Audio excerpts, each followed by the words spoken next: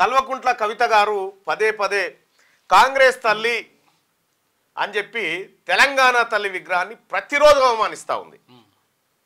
ప్రతిరోజు అవమానిస్తూ ఉంటే విజయశాంతి గారు నిన్న ఒక మాట మాట్లాడారు. ఈ తెలంగాణ తల్లి గురించి మాట్లాడే అర్హత బీఆర్ఎస్ పార్టీకి లేదని చెప్పింది. అసలు కల్వకుంట్ల కవిత గారికి మాట్లాడే అర్హతే లేదు. ఎందుకంటే మీలాంటి వాళ్ళు మాట్లాడాల్సింది కాదు, ఇది మేధావి వర్గం మాట్లాడుకోవాల్సినటువంటి మాటలు. తెలంగాణ తల్లి విగ్రహాన్ని మీకు నచ్చిన రీతిలో చేసుకొని ఆ తల్లికి తెలంగాణకు సంబంధం లేకుండా రకరకాల కార్యక్రమాలు చేసిరు. సరే, అప్పుడు చేసిన తల్లి అటు బెటరు, ఇప్పుడు చేసిన తల్లి ఇటు బెటరు. ఈ తెలంగాణ తల్లిల పంచాయతీ అటు పెడితే తెలంగాణ తల్లిని రూపొందించినటువంటి వాళ్లకు ఇప్పటి వరకు బీఆర్ఎస్ పార్టీ వాళ్ళు అప్పుడు పైసలు లేలే. ఆయన ఈయనే ఉన్న రమణారెడ్డి గారు రండి. తెలంగాణ తల్లి విగ్రహాన్ని రూపశిల్పి ఇప్పుడు దాన్ని తయారు చేసినటువంటి రమణారెడ్డి గారు, ఇగో ఈయననే పాత తెలంగాణ తల్లిని తయారు చేసింది ఈయననే, కొత్త తెలంగాణ తల్లిని తయారు చేసింది కూడా ఈయననే. సో ఆ తెలంగాణ తల్లికి ఈ తెలంగాణ తల్లికి మధ్యలో ఉన్నట్టు తేడా అయింది రమణన్న. అంటే యాక్చువల్గా ఇది ప్రొఫెసర్ గంగాధర్ గారు పాత తెలంగాణ తల్లి కానీ కొత్త తెలంగాణ తల్లి రూపశిల్పి నేను స్టాచ్యూగా కన్వర్ట్ చేయడంలో మెయిన్ పర్సన్. సో ఇక్కడ అంటే అక్కడికి ఇక్కడికి చాలా తేడా ఉంటుంది. ఎందుకంటే అది ఉద్యమ టైంలో ఉద్యమ అవసరాల కోసం ఇప్పుడు మనం ఊర్లలో మైసమ్మ, ఎల్లమ్మ, పోచమ్మ అన్ని గ్రామ దేవతలను మనం పూజిస్తాం.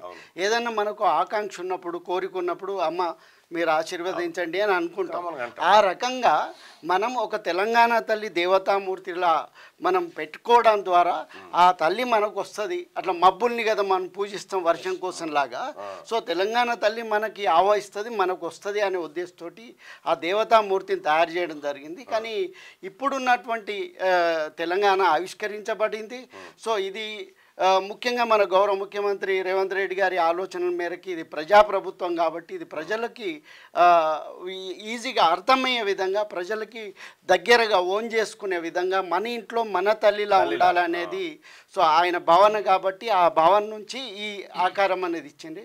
ముఖ్యంగా తెలంగాణ అనేది వితౌట్ అమరులు అంటే అమరుల త్యాగం లేకుండా, ప్రజల భాగస్వామ్యం లేకుండా ఎట్టి పరిస్థితుల్లో తెలంగాణ అది పాసిబుల్ కాకపోయేది. సో వాళ్ళని మనము అగౌరవపరచడము లేదా కించపరచడం, వాళ్ళని తక్కువ చేసి చూడడం అనేది చాలా దారుణమైనటువంటిది. అందుకని ఇప్పుడు ఉన్నటువంటి తెలంగాణ తల్లిలో అందరూ ఓన్లీ తెలంగాణ తల్లిని చూస్తున్నారు, కానీ ఆ భావననే ఇంపార్టెంట్ కదా. ఇప్పుడు మీరు భరతమాత చూడండి, భరతమాతలో మొట్టమొదటి భరతమాతలో ఎక్కడ కిరీటాలు ఉండవు.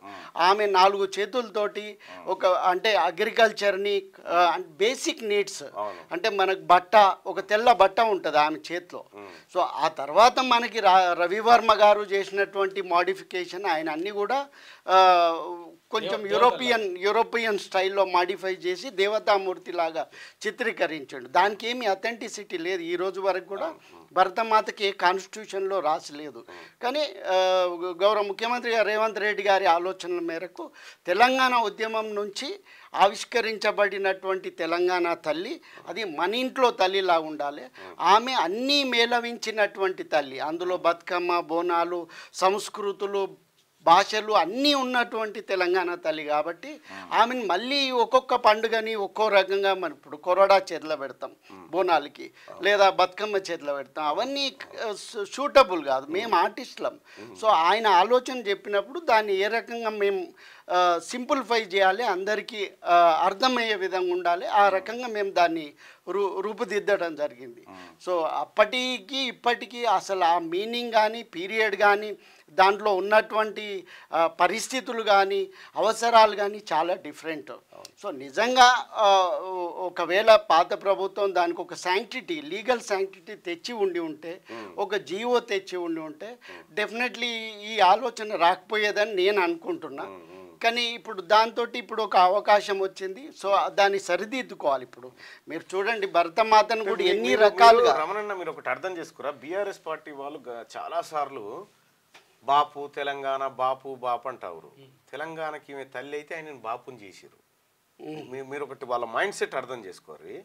బాపే పెద్దోడరా, తల్లి ఎక్కడరా అనేటువంటి యాంగిల్లో ఆ తల్లిని విస్మరించారు. వాళ్ళు చేసిన తల్లి విస్మరించిన తర్వాత అసలు తెలంగాణకు ఒక సింబాలిక్గా ఒక అందరికీ ఆదర్శవంతమైనటువంటి ఒక ప్రతిరూపము ఉండాలనేది ప్రస్తుత ప్రభుత్వం ఒక ఆలోచన. కానీ వాళ్ళు అసలు తల్లెక్కడిది బాపే కదా తండ్రి అనేటువంటి పరిస్థితి క్రియేట్ చేసిరు అన్నట్టు. సో ఇవన్నీ కూడా ఓ రకంగా చూస్తే కేసీఆర్ గారి ఆలోచనలు ఎట్లా ఉన్నాయంటే సర్వం నేనే, సర్వం నేనేంగా అనేటువంటి ఒక యాంగిల్ ఉండే. ఎప్పుడైనా ఆయన బొమ్మ తయారు చేయమని ఎప్పుడైనా అడిగిందా?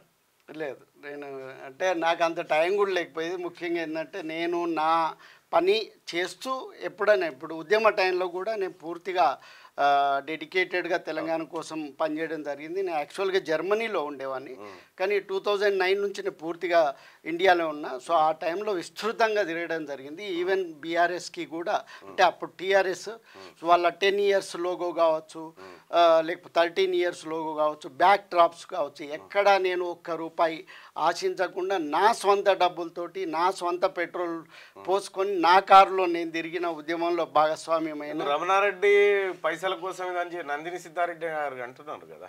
ఇక ఆయనకి ఏమి ఇచ్చిండ్రో తెలియదు, ఎందుకు అన్నాడు అంటే నేను యాక్చువల్గా ఆయన ఊహించలే ఆ రకంగా.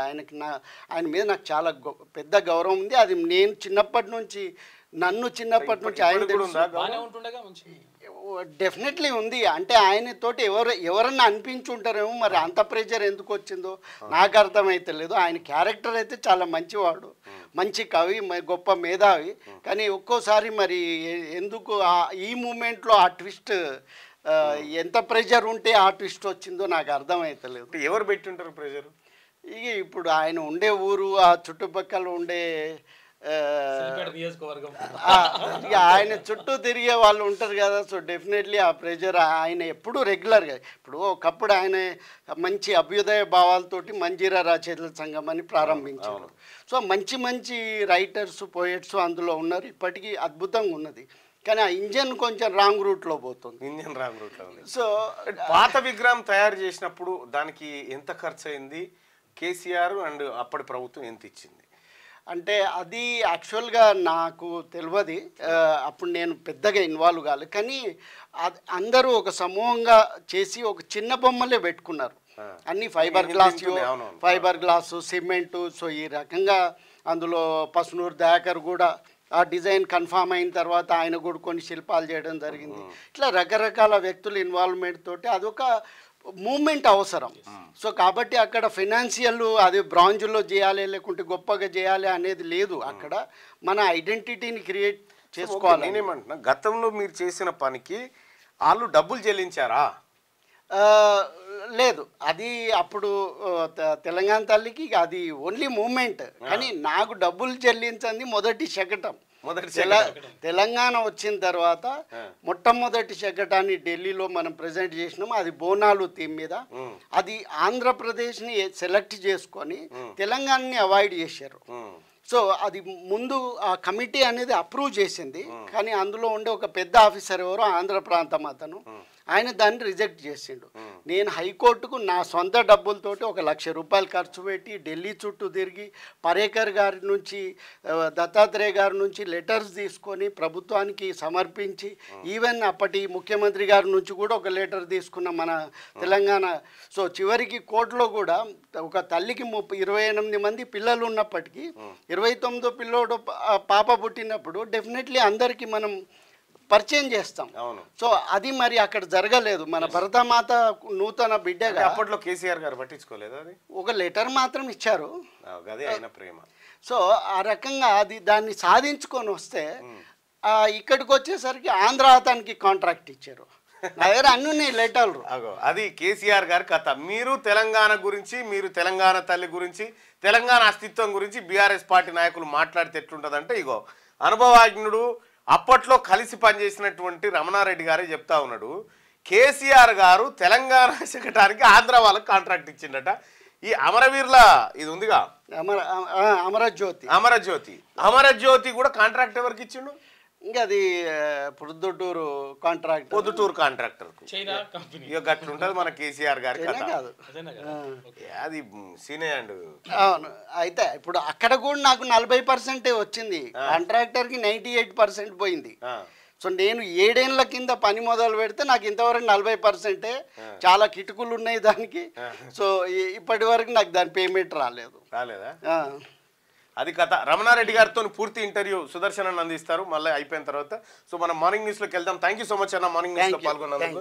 ఇది ఇచ్చిపో, మా శిల్పాన్ని ఎత్తుకపోయారు. రైట్, రమణారెడ్డి అన్న కూర్చోబెట్టి. రైట్, క్యూ న్యూస్ ఛానల్లో పనిచేయటకు అనుభవం గల సీనియర్ వీడియో ఎడిటర్స్ కావాలను సంప్రదించవలసిన నెంబర్ 8688926084. qnewsads@gmail.com ను సంప్రదించండి. లైక్ చేయండి.